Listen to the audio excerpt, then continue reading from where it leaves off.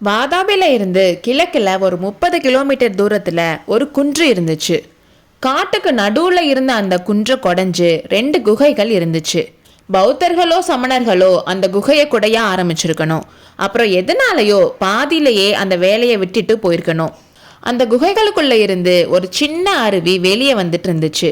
அந்த அருவி பாஞ்சு போன 2 பக்கத்தோட பாறைகளுக்கும் மரங்களுக்கும் பக்கத்துல அருவருப்பை வர வைக்கிற மாதிரி மனுஷங்களோட மண்டை ஓடுகள், மாடோட கொம்புகள் எல்லாம் கிடந்துச்சு.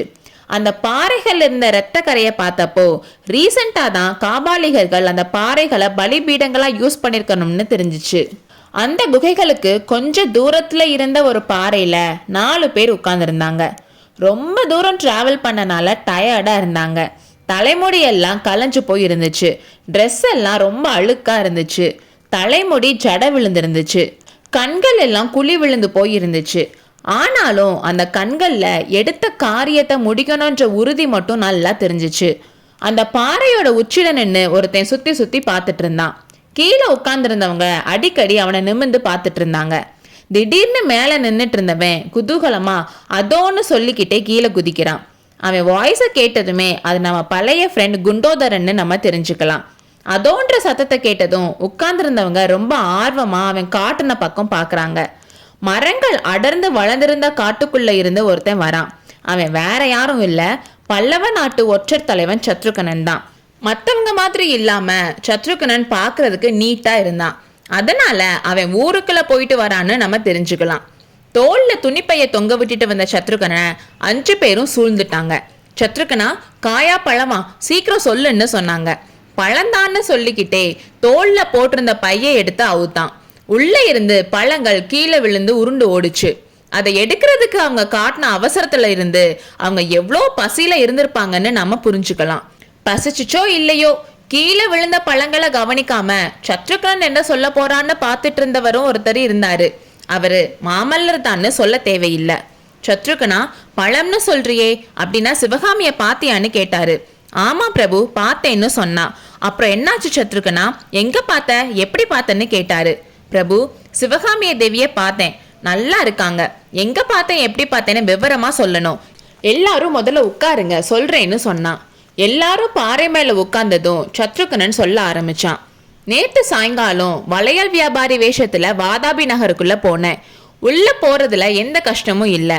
மக்கள் தாராளமா உள்ளேயும் வெளியேயும் போயிட்டு வந்துட்டு இருந்தாங்க. யாராவது படையெடுத்து வந்தா தானே கோட்டையில கட்டுக்காவல் போட்டிருக்க போறாங்க. வாதாபியோட வீரப்படைகள் 8 திசைக்கும் போய் திக்விஜயம் பண்ணிட்டு இருக்கிறப்போ அப்போ பரஞ்சோதி குறுக்கிட்டு, என்ன உளற சத்ருகனா, திக்விஜயமாவது மண்ணாங்கட்டியாவது, தென்னாட்டுக்கு போன வாதாபி படைகள் தோத்து போய் திரும்பி வந்திருக்கு. வேங்கிக்கு போன சளுக்க சைன்யம் கூட ஆபத்துல தான் இருக்கு போல. அப்படி இருக்கிறப்போ வாதாபி படைகள் திக்விஜயமானு கேட்டாரு. சேனாதிபதி, வாதாபி படைகள் திக்விஜயம்னு சொன்னது நானா சொல்லல. வாதாபியோட முக்கியமான 4 வீதி சந்திப்புல ஒரு பெரிய ஜெயஸ்தம்பம் வச்சிருக்கிறத பார்த்தேன்.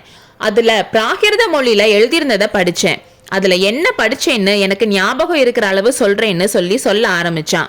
மகாராஜாதி ராஜ ராஜ மார்த்தாண்ட ரணதுங்க சூர சளுக்க குலத்திலக சப்தலோக தேவேந்திர புலிகேசி சக்கரவர்த்தி தென் திசையை நோக்கி விஜயம் செய்ய புறப்பட்டு சென்று மகேந்திர பல்லவனை வடபெண்ணை கரையில் முறியடிக்க மகேந்திரன் போரில் புறமுதுகிட்டோடி காஞ்சி கோட்டைக்குள் பதுங்கி கொள்ள புலிகேசி சக்கரவர்த்தி மேலும் தெற்கு நோக்கி திக்விஜயம் கிளம்பி காவேரி நதிக்கு யானைப்பாலம் அமைத்து கடந்து அங்கே சக்கரவர்த்தியிடம் அடைக்கலம் புகுவதற்கு காத்திருந்த சேர சோழ களப்பால பாண்டிய மன்னர்களின் சிரங்களில் தம் திருப்பாத கமலங்களை வைத்து அருள் புரிந்து திரும்பும் காலையில் காஞ்சி கோட்டையை பலம் கொண்டு தாக்க மகேந்திர பல்லவன் சரணாகதி அடைந்து காப்பாற்ற வேண்டும் என்று காலில் விழுந்து கெஞ்ச அவ்விதமே மகேந்திரனுக்கு அருள் புரிந்து அவனுடைய உபச்சாரங்களையும் காணிக்கை பொருட்களையும் ஏற்றுக்கொண்டு தென்னாட்டின் திக் விஜயத்தை பூர்த்தி செய்து ஜெய பேரிகை முழக்கி வெற்றி சங்கு ஊதி வாதாபி நகரத்துக்கு திரும்பி வந்தது சாலிவாகன சகாப்தம் நாளது ஆண்டு திங்கள் தேதி. கடல் சூழ்ந்த நிலவுலகம் உள்ள வரையில் இந்த வாதாபி நகரமும் இந்த திக்விஜய ஜெயஸ்தம்பமும் சளுக்க சக்கரவர்த்தி குலமும் என்றென்றைக்கும் நின்று நீடித்து பெருகி தழைத்து விளங்குவதாக. இப்படி சத்ருகனன் சொல்லிட்டு வந்தப்போ, என்ன பொய், என்ன கர்வம், அந்த ஸ்தம்பத்தை இடிச்சு தள்ளாம விடக்கூடாதுன்னு எல்லாரும் சொல்லிட்டு இருந்தாங்க. பிரபு, இந்த மாதிரி நான் படிச்சதும் என்னையே நான் மறந்து அந்த ஸ்தம்பத்தை உதைக்கலான்னு நினைச்சு காலை தூக்கிட்டேன். கடவுள் அருளால எதுக்கு வாதாபிக்கு வந்தோம்னு ஞாபகம் வந்துச்சு. ஏதோ கால் தடுக்கி விழுந்தவன் மாதிரி கீழே விழுந்து எப்படியோ சமாளிச்சிட்டேன். வீதியில ஜேன்னு மக்கள் கூட்டம் இருந்துச்சு. யாராவது பார்த்திருந்தா விபரீதமா போயிருக்கும். அப்புறம் அந்த ஜெயஸ்தம்பத்தை தாண்டி போனேன். இவ்வளோ பெரிய நகரத்துல எப்படி சிவகாமி அம்மைய எப்படி கண்டுபிடிக்கிறது, யாரை விசாரிக்கிறதுன்னு யோசிச்சுட்டே போனேன். கும்பிட போன தெய்வம் குறுக்க வந்த மாதிரி அடுத்து வந்த நார்ச்சந்தி முனையில அவங்கள பார்த்தேன்னு சொன்னதும், என்ன நார்ச்சந்தி முனையிலையான்னு எல்லாரும் கேட்டாங்க. ஆமா, அங்கதான் பார்த்தேன்.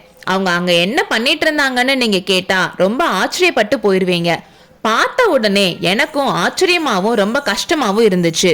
ஆனா விசாரிச்சு விஷயம் என்னன்னு தெரிஞ்சுக்கிட்டதுக்கு அப்புறம் ரொம்ப பெருமையா இருந்துச்சு. பிரபு, தமிழக பெண் குலத்தோட பெருமைய சிவகாமி அம்மை நிலைநாட்டிட்டாங்க. 100 காத தூரத்துல எதிரிகளோட கோட்டையில தனியா இருக்கிற நிலைமையில கூட சிவகாமி அம்மையார் தமிழக பெண்களோட தயாள குணத்தை நிலைநாட்டி இருக்காங்கன்னு சொன்னா. சத்ருகனா, ஏன் இப்படி சுத்தி வளைச்சு பேசிட்டு இருக்க? சிவகாமி என்ன பண்றத பாத்துட்டு இருந்தன்னு சொல்லுன்னு மாமல்லர் கோபமா கேட்டாரு. பிரபு, வாதாபி நகரோட நார்ச்சந்தில சிவகாமி அம்மை நடனம் ஆடிட்டு இருந்தாங்கன்னு சத்ருகனன் சொன்னதும், இது என்ன அவமானம், இதுதான் தமிழகத்துக்கு பெருமைன்னு சொன்னியான்னு எல்லாரும் கேட்டாங்க. மன்னிக்கணும், கொஞ்சம் பொறுமையா மீதியையும் கேளுங்க. நான் அவங்கள ஒரு பெரிய கூட்டத்துக்கு நடுவுல நின்று ஆடிட்டு இருந்ததை பார்த்ததும் முதல்ல எனக்கும் அவமானமாவும் கோபமாவும் இருந்துச்சு. கூட்டத்துல இருந்த வாதாபி மக்கள் ரொம்ப கொச்சையா பேசினதை கேட்டதும் ஆத்திரமா வந்துச்சு. ஓடி போய் அவங்க முன்னாடி நின்று நிறுத்துங்க இந்த அவமானத்தைன்னு சொல்லணும்னு தோணுச்சு. அப்பதான் அவங்களுக்கு பின்னால நின்றுட்டு இருந்த ஒரு கூட்டத்தை பார்த்தேன். அந்த விஷயத்த நான் எப்படி சொல்வேன்?